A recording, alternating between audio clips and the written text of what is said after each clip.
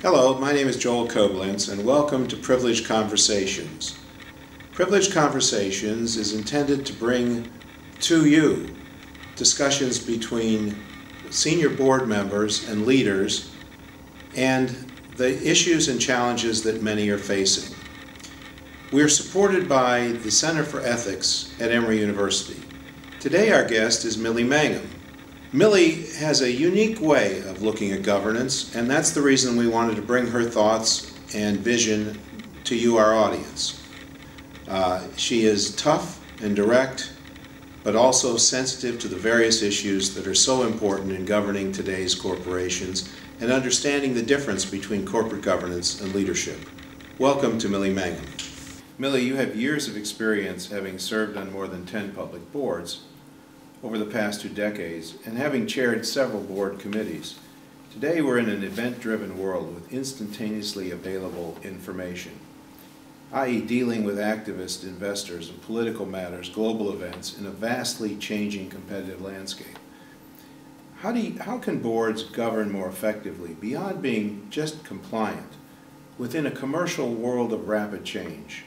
And given the lines between corporate leadership and board responsibilities, are we expecting really too much corporate directors?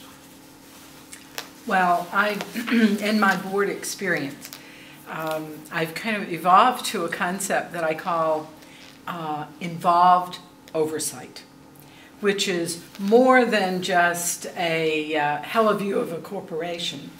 So it's a much deeper dive. You're not managing a company, but you do have that involved oversight, which gives you the pulse of the company, the competitors, the markets. And it's much more of a stronger partnership between management, the directors, and the shareholders. And so I think you're seeing today longer conversations, deeper conversations, marrying the various objectives of all of the constituencies which a corporate director serves. Not miracle workers, but that deeper dive involved oversight has served well over the years. Do you think, following up on that, do you think that those that are in an oversight position, call it the SEC or call it Dodd-Frank as it may evolve, that there's a higher expectation for directors than directors can reasonably give, given their responsibilities to separate themselves from the leadership of the company? I think there is a very gray line there, because if you haven't served on a corporate board and haven't walked the line between oversight and management and staying out of the day-to-day management, it's hard for some people or some organizations to understand where that line is.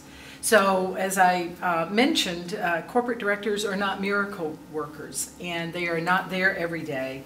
But there are processes and there are relationships that help you to really manage and perform your role as a corporate director much more effectively.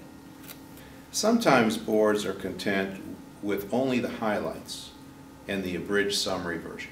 How do we bridge the gap so the CEOs feel compelled to deliver an introduction to the strategy and take the board through it so the board has a greater feel of it, and yet the board demands that of the CEO, so the CEO doesn't feel compelled to be pushing people to the wall at the board side?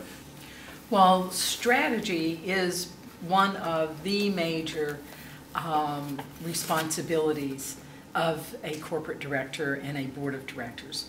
So that strategic oversight is extremely important. That and who the CEO is are probably the two major responsibilities.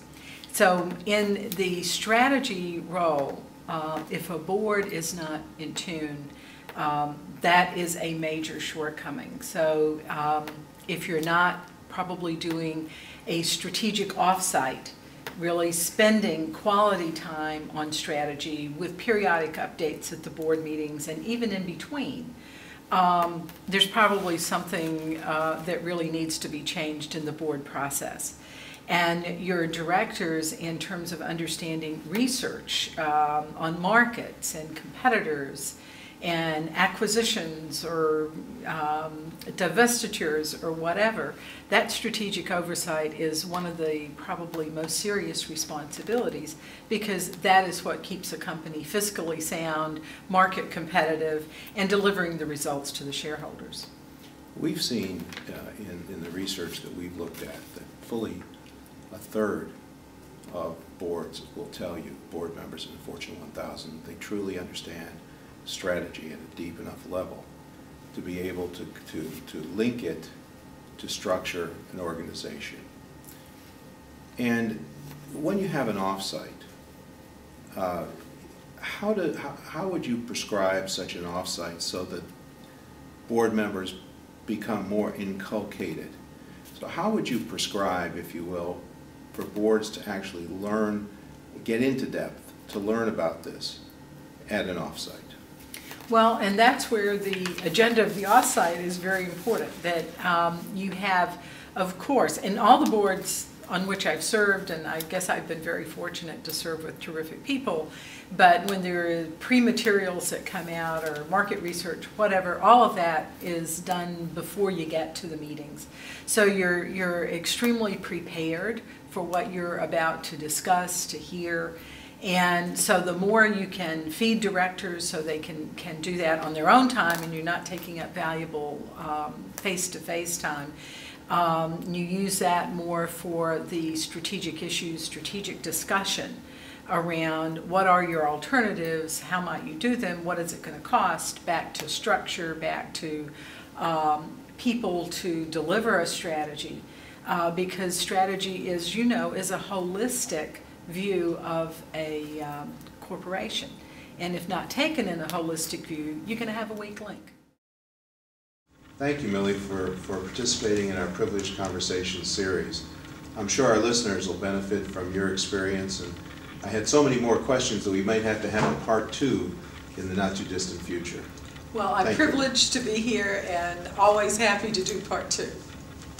Thank you. Thank you.